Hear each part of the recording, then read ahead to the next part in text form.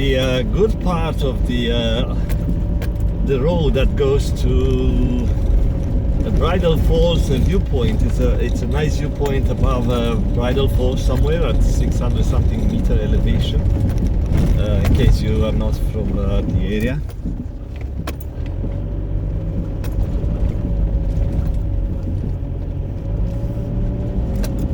So I could see some tree trunks on the side of the road, like some people try to clear up the road after maybe some major storm, and it's very windy in the valley. So I drove on the highway 1, and I would say it was blowing at maybe 50-60 kilometers an hour, and gusting maybe 80. So really strong today.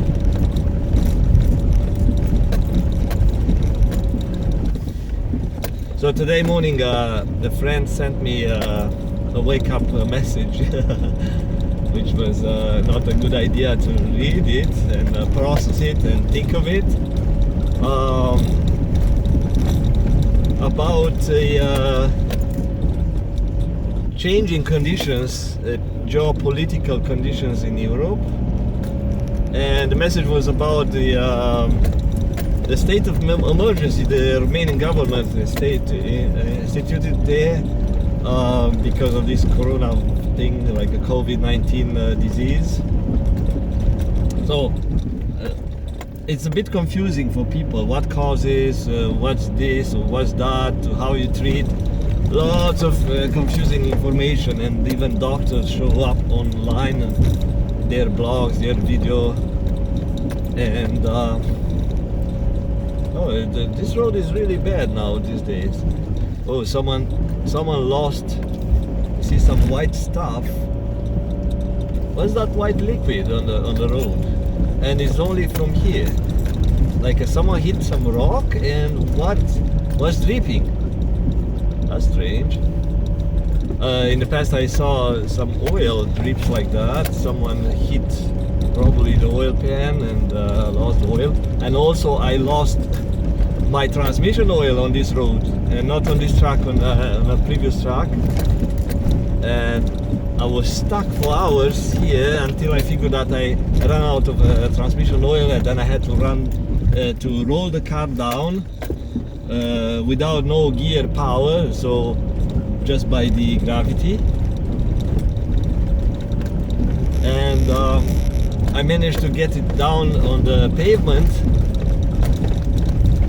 just using brakes and letting it roll and adjusting the speed according to the terrain to prevent it stopping when it was getting flat. Then I had to go to the gas station the next morning, so I slept in the car, and when they opened the gas station I got transmission oil, patched my broken pipe, like a dipstick pipe that I broke it while I hit some stuff. Let's see if I can make it here. This is ice. I made it. All right. And yeah, so about this information about coronavirus, it's a kind of a generic term for a specific number of viruses that look similar, but the way the disease that they cause is called something else. Like there is SARS, that is caused by a similar virus, similar shaped virus, and there is other stuff, and this is COVID-19, so the name of the disease. So I'm not saying that I know stuff, I just watch a couple of videos and see what people are saying, and yeah, one doctor make this distinction, and so it's spreading, and it's spreading very fast because of people old habits. They play their own old programs, which are called habits in many cases, and people in many places, like in the countryside, are not aware of the hygiene, personal hygiene, which is it's a stupid thing. Okay, so I thought I'm going to the left, but I can't go to the left with my car, with this particular car. So what I'm going to do, I'm going to park my car here, and I hope so for that thing. So I have to put the wheels in a way that when the car rolls, right? So when the car rolls, it doesn't go on the right. It doesn't go in that ravine. So let's go back. Okay, rolling the wheels.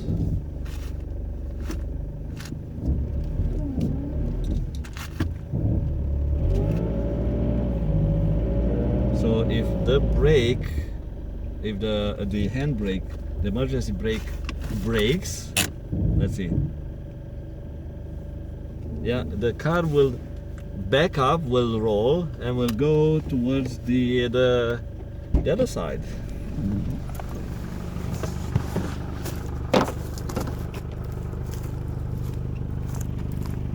So it will hit somewhere in there, but at least will stop. So that's the thing you do, in case you didn't know. I'm quite sure you knew, but for those who are not aware how to park, because I hear adults who are not aware about how to turn the wheels when you park downhill, when you park uphill, because they don't think.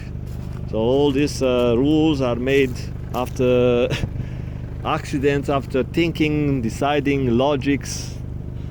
It's pretty cold outside, so I will have to wear gloves, and I have to hike there so I can fly my little drone if it's not too windy. Right, so back to what I was going to say. Let me turn the engine off. Is it hot? No, it's not too hot. It's good. The Romanian government decided a state of emergency, and they mentioned in the statement that they could use the military or the police to stop people movement, including in the rural area, and that could limit some constitutional rights.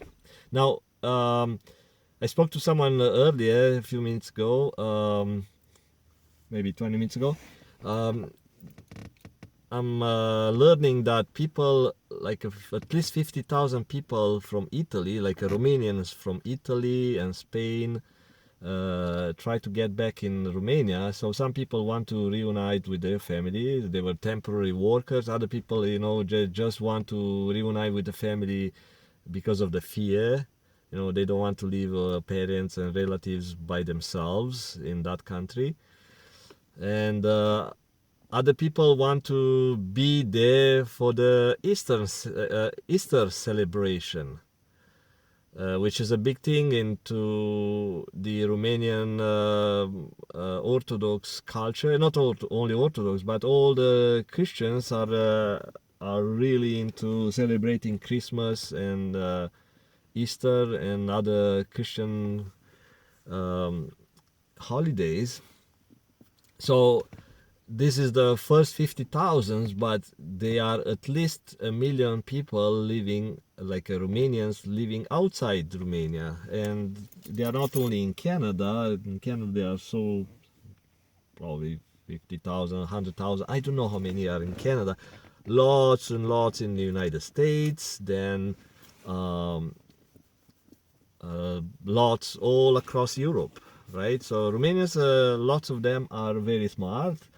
Lots of them are very hard workers, and those who decided that they want to live a better life or live Romania, they generally are a little bit above the average who's afraid of making a step or courageous step, or who maybe don't have the value to offer to other societies. They decide, or maybe they are too attached to the family, whatever. Everyone had their own reasons, but lots of those who left are a little bit different. So they push their limits, they have the courage, and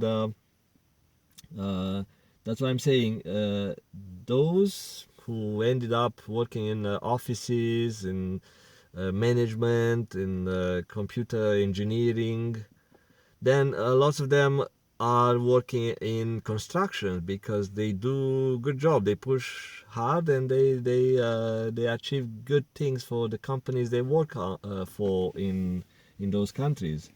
So, but lots of them they do temporary work in these countries, and they want to return back home. So they have enough funds, they have enough money. They say, you know what, yeah, forget about it. I'll go back to live with my family. My family is important, so we'll go together through this hard times. So these people go back to the countryside, including a town I used to grow up in, and they have this mentality that, oh yeah, like we can move around, we have rights, we have. So it's not like in a communism. In communism, they kept control and kept tabs on people, but now once they left Romania, and now the new generations who grew up under the sort of a democratic regime, they thought, okay, I can do whatever, and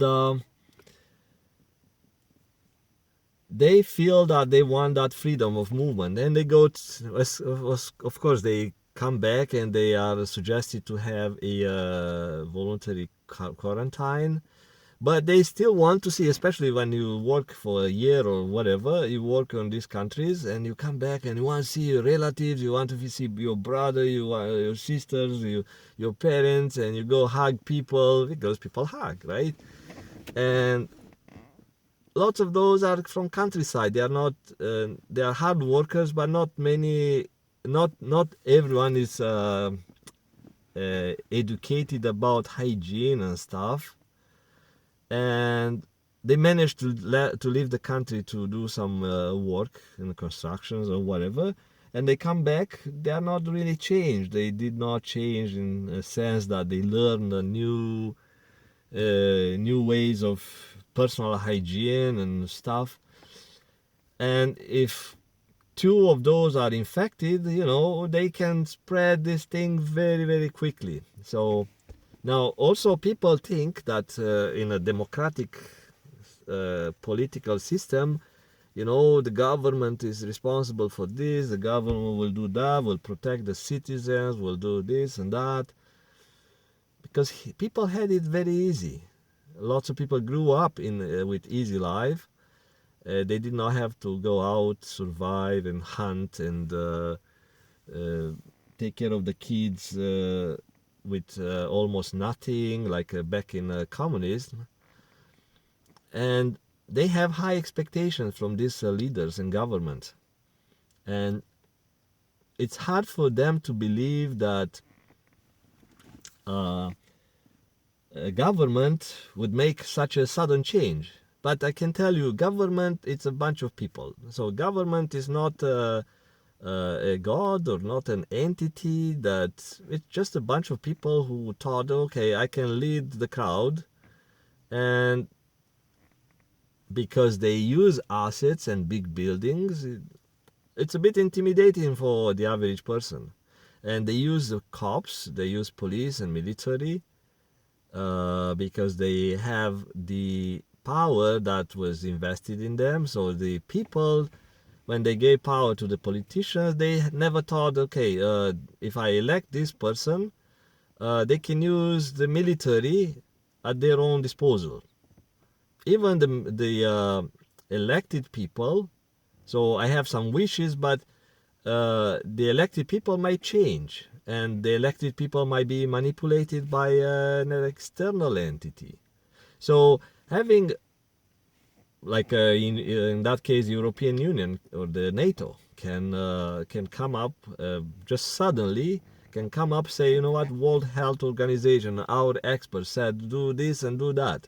We'll set this system, we'll set that system. So forget about constitution and forget about some other rights. If it's a state of emergency, it's like during a war. So you fight an invisible enemy, which could be man-made, could be a natural one, could be God-made to give the people a lesson. Nobody knows yet, right? The history might show something. If it was a man-made, of course, those who have this ability to control billions of people in governments, they have the ability and they have the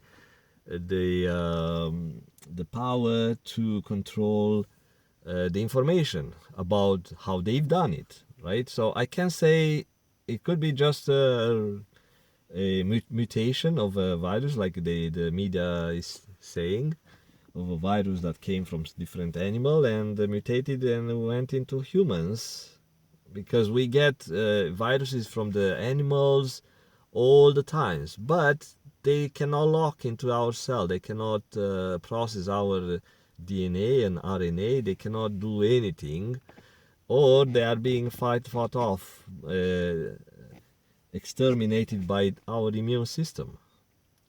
But some of those, so we don't know how many intruders are coming into our bodies, because the immune system is working hard for us without needing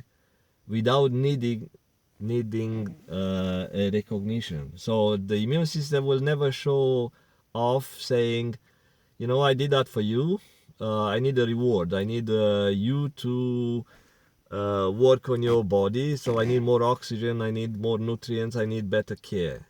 No, the immune system, it's not talking to you, and is only crying when it's powerless, or is not even crying, but when it's down, it's like a wounded soldier saying, "Okay, I'm dying. I can't do anything. I'm sorry. I tried to defend you, but now I'm powerless. So this enemy put me down." So people should be aware, protect your body, protect your temple, and follow basic hygiene rules. Like it used to be unknown in Africa how AIDS transmits from one person to another, and people kept having sex because, when you are horny and it's nothing else to do, you go and have sex around with whoever shows up in front of your dick or whatever. And the attitude in Africa changed now after the education and after proper information. Think of, regarding the AIDS, think of your hand sanitizer and the protection it gives you as a condom that works well to protect people from AIDS. And people are still traveling. So if you could use a bit of a condom, maybe a glove or something, but don't touch that condom. Don't put that condom on your face, right? So if you could use gloves that you can discard, and when you have gloves, what happens? It gives you a awareness. So having gloves on your hands make you, when you try to touch your face with that glove, makes you aware, oh, I'm not supposed to touch my face.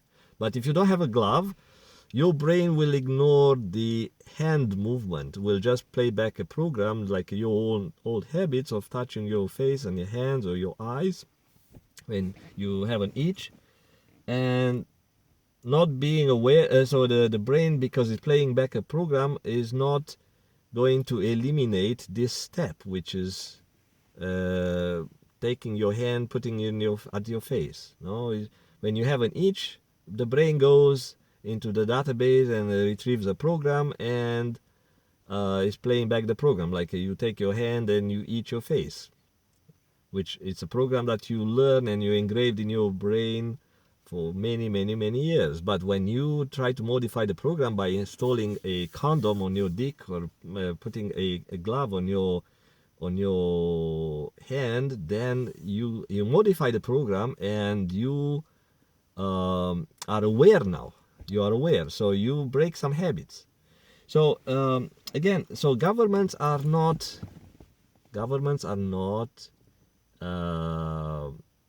some big entities that whatever they can do, they are not gods, I want to say.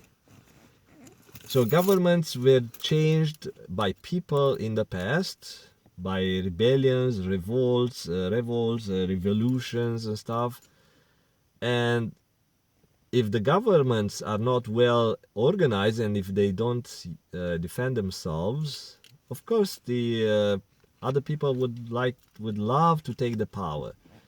And especially when it's a real a country emergency, or when people are unhappy, where is chaos.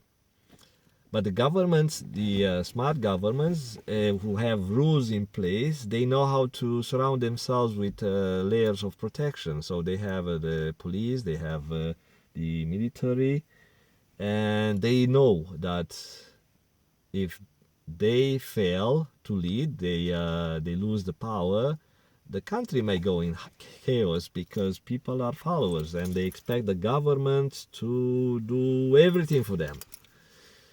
But what I remember in 1989, when everyone thought, okay, the president is the supreme leader, the communist president is the supreme leader, and now some guys were chasing the president, and he was on a run, and it was surreal to think, oh wow, it was like our president who used to appear on TV for 2 hours a day or something, have a big monologue, a big speech, and everyone was applauding and stuff. That was the most powerful guy in the country. People were afraid of. People were loving the guy, different mixed emotions. But he kept the country in a certain stability. He got the country out of debt, so he did a lot of good things for that country. Now he is being chased by some idiots who wants to take the power. And it was surreal. It's like, ooh, and that's on TV. That's on TV. And people try to take the television station, now some groups, paramilitary group shows up on TV, broadcasting their own messages, which makes everything more confusing. And now you can't find much food on the shelves, like before was pretty similar. And so I've been through this type of down spiral, I would say. Then they caught the president, the old president and the wife, and after a very, very short court appearance, they shot him to get rid of him right away, because he had lots of information from the secret service, from his spies, from the allies and stuff. You know, he knew a lot about the Western manipulation and how the Western walls were trying to get to Russia, and what Russia was doing, and all those things. So they killed him right away. So because they were afraid that if he start talking to the world about what he knew, that is going to transpire, or make people who caught him and those who were behind the whole thing appear like, okay, you are trying to destabilize Romania, and not only that, you are trying to do something at a bigger scale, and Romania is just one of the pieces. So they got rid of him, and then I realized, you know what? What's a government? how the mafia leaders are being killed and replaced by other people who want the power, and how it happened to Egypt, who in Iraq and other countries where the presidents were taken down or replaced or whatever, killed. So don't think that everything you see around is stable and you have rights, you have constitutional rights. You are part of a large group of people who gave up their freedoms to certain people who lead the group. So even it's in your company, it's in your small town, whatever, if you live into a democratic system, you gave up your rights and freedoms to those who decide something for you, because you decided that you need to live in a larger group. So you don't want to live by yourself in a mountains like those in Himalayas or in a Peru jungle or an Amazonian jungle. So you decided that you want an easier life, but for that for those you need to pay something in exchange. So you decided that you live in a big city or something when it's easier, but you have a fake sense of freedom. So some things are being set for you, like laws, how you do this, how you shop, what you eat, what's on the shelf, what chemicals they put in your food, what you're allowed to do, when you're allowed to do things. Even it might appear that you have lots of freedoms, right? But now with geopolitical and economical changes during to some invisible enemy, you will see a sudden change in your freedoms. And now in Canada, it's kind of a voluntary quarantine if you come back from the United States, let's say. I know someone I spoke to earlier, I said he came back from the United States, and the border crossing officer said, yeah, if you travel outside of Canada, you are supposed to be in voluntary quarantine for 14 days. And I said, what? Since when? Oh, since yesterday. Right, okay, we'll do that. We'll try our best. But also he said, yeah, why they don't do anything against those people who come from Washington states, like Seattle or whatever, Blaine. Lots of cars enter Canada with Washington's license plates, and nobody screened those people at the border. There is no screening system yet because Canada is very lenient. So what you do? How you impose voluntary self quarantine to those who come back, the Canadian come back, but you still allow people coming from Italy, people coming from Spain. So the airports are still open and people are still coming in the country, and you don't have a clear system because these governments rely on other of their agencies who it's like a big bureaucratic machinery who moves very slow. So they have to go through this person, that person, those groups, those boards, those decision makers, and they cannot make the decisions overnight because it's a huge system. So they have to wait for other bigger decision makers or the probably other level. So they how to say they there is a saying, the ball is not in my yard. There is one saying, but also there is another one that people use in the corporate environment, and I forgot how they call it. It's like when they try to point fingers to someone else and they say, cover my ass. So those people in a big decision making offices and the top leadership, they try to cover their asses. And it's a culture here in Canada when people don't want to take a responsibility, or if they take it, they have to make sure they cover their butt. So they wait a bit. They can't make such a sudden decision because they may get in trouble or people may complain. So they wait a little bit. But they wait. The longer they wait with this open board system, the easier for the virus to get in. Okay, so I'll let you go,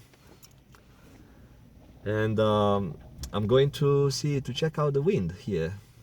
Talk to you soon. Bye bye.